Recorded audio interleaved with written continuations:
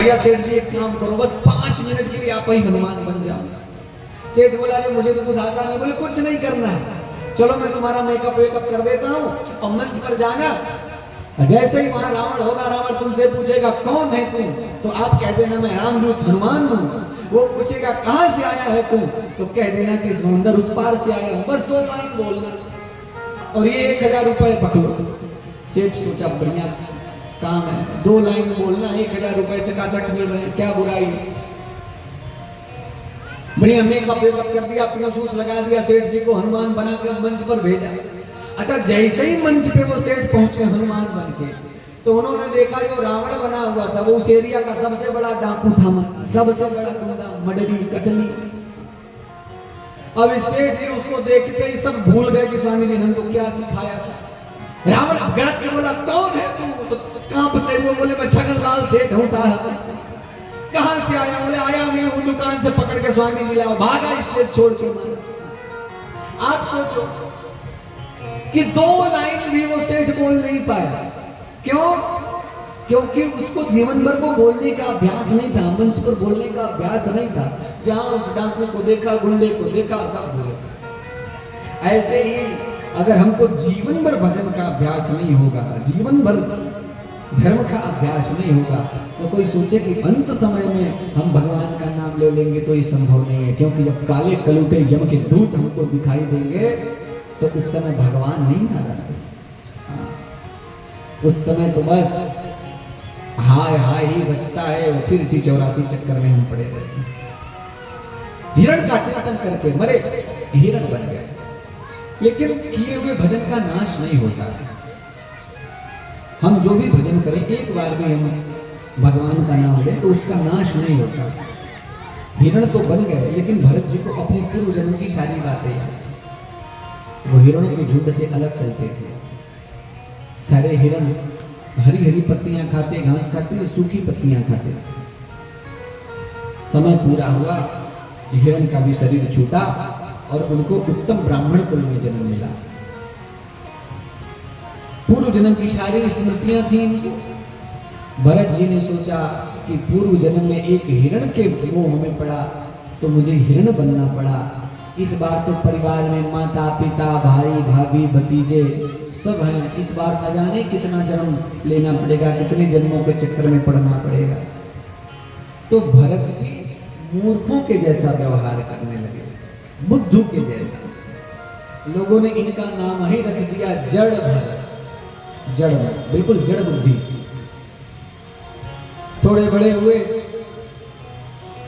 भाइयों ने कहा जा फसलों की रक्षा करना, चिड़िया आके सारे फसल को बर्बाद कर जाती हैं, पंछियों को उड़ाना। भरत जी आते, पंछी को कौन उड़ाए? भरत जी तो कहते राम जी की चिड़िया, राम जी का खेत, और खा लो री चिड़िया भर भर पेट। सारा खेते खिला देते हैं। भाइयों ने घर से निकाल दिया, भाग जाए यहाँ से, काम का न काज का, दुश्मन अनाज का, किसी काम। अच्छा देखो, हमारे जो किसी काम का नहीं है हम उसको उतना महत्व भी नहीं देते। बोलिए श्री वृंदावन बिहारी लाल की जय। आज पुनः हम सबका सौभाग्य उदय हुआ है कि परम पूज्य संत श्री स्वर्गनाथ बाबा जी आज पुनः कथा के मध्य पधारे हैं। आए थे तो कह गए थे कि आज तो विलंब हो गया, लेकिन कल समय से आऊंगा, तो आज पधारे हैं। व्यासपीठ की तरफ से बहुत बहुत स्वागत, अभिनंदन और चरणों में साष्टांग प्रणाम। विराजिए, आप लोग बैठिए।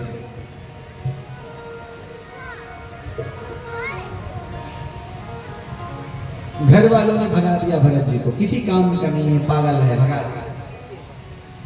भरत जी जंगल में चले गए, कुछ फल फूल मिल जाता खा लेते और वहीं वन में भगवान का भजन करते रहते। एक दिन की बात है, रहुगण नाम का एक राजा कपिल भगवान के यहाँ सत्संग करने जा रहा था। तो डोली में बैठा हुआ था, कहान डोली लेकर जा रहे थे। संयोग ऐसा कि एक कहान बीमार पड़ गया। अब कहान बीमार पड़ गया तो डोली चले कैसे?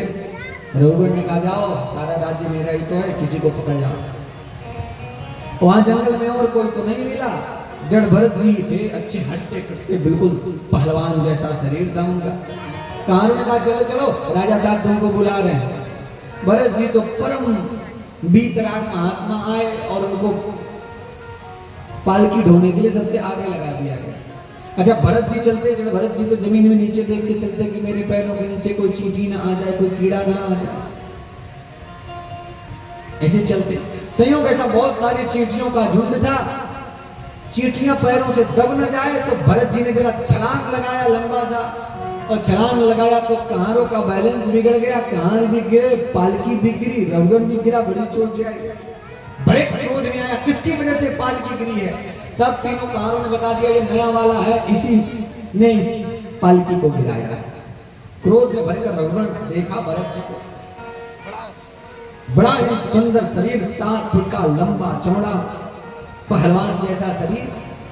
तो व्यंग करते हुए भरत बोला, रघुगण बोला, अच्छा अच्छा तो तुम इतने दुबले पतले हो कि तुमसे ये पालकी नहीं उठ रही है? तुम इतने कमजोर हो कि तुमसे पालकी नहीं उठ रही है? आहा, देखो आज तक भरत जी ने किसी को उत्तर नहीं दिया था, आज पहली बार भरत जी किसी के प्रश्न का उत्तर दे रहे। अब तक तो पागलों जैसे ही बनते रहते, आज उत्तर क्यों दे रहे? भरत जी ने सोचा जब ये इतिहास लिखा जाएगा तो लोग क्या कहेंगे कि एक संत ने जिसको अपने कंधे पर उठा लिया उसका भी अहंकार दूर नहीं हुआ, तो फिर संत की महिमा क्या? भरत जी ने उत्तर दिया, रघुगण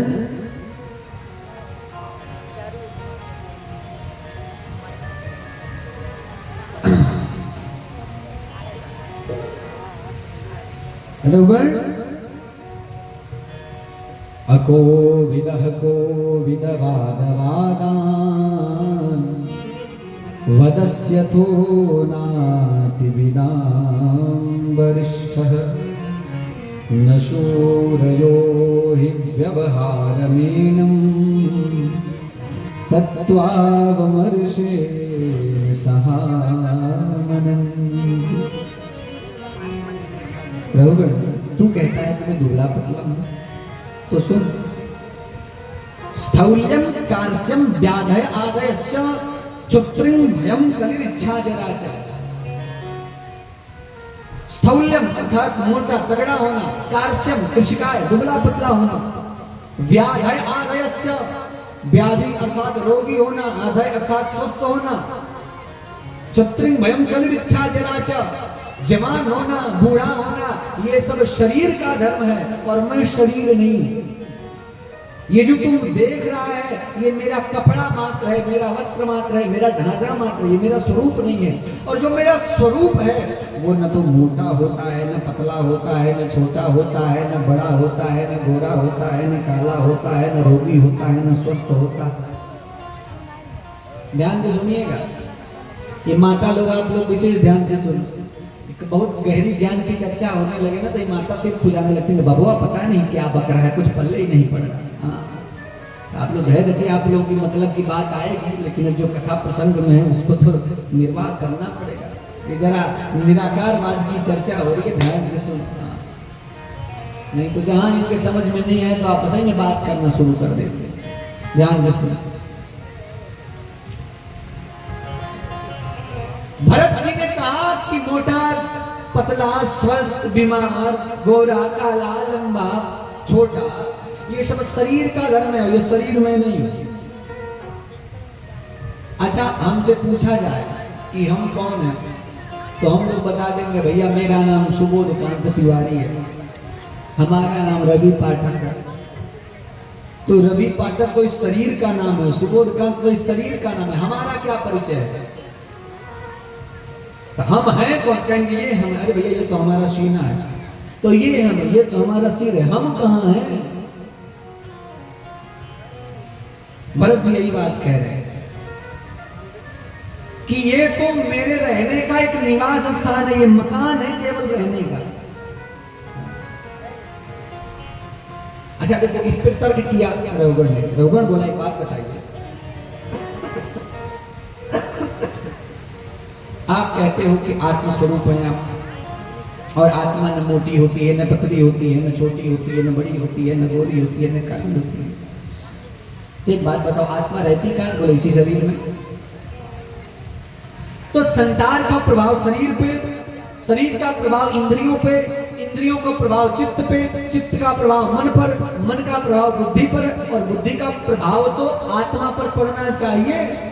जैसे हम चूल्हे पे बर्तन चढ़ा दें, बर्तन में पानी डालें, पानी में चावल डालें, तो आग से बर्तन गर्म होगा, बर्तन से पानी गर्म होगा, पानी से फिर चावल गर्म होकर पकेगा।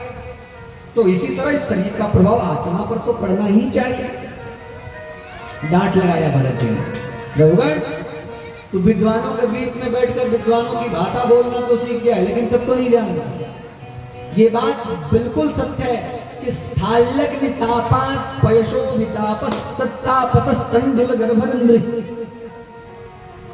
आग से बर्तन गर्म होगा, बर्तन से पानी गर्म होगा, और पानी से चावल गर्म होगा। लेकिन एक बात बता, यदि उसी चावल में कंकड़ पड़ा हो तो चावल तो गल जाएगा, लेकिन क्या कंकड़ गलेगा? नहीं, कंकड़ वैसे का वैसा ही रहेगा। और तो और कंकड़ भी भले ही न गले, लेकिन कम से कम गर्म तो हो ही जाएगा वो। लेकिन उस बर्तन में जो आकाश है, जो रिक्त स्थान है, उस पर क्या फर्क पड़ेगा? देखिए, ऐसे समझिए कि मैं आपसे पूछूं कि मेरे इस हाथ और इस हाथ के बीच में क्या है, तो आप कहोगे कुछ भी नहीं। लेकिन मैं कहूंगा इस हाथ और इस हाथ के बीच में आकाश है। इसीलिए वेदांत ने समझाने के लिए चिदाकाश, महाकाश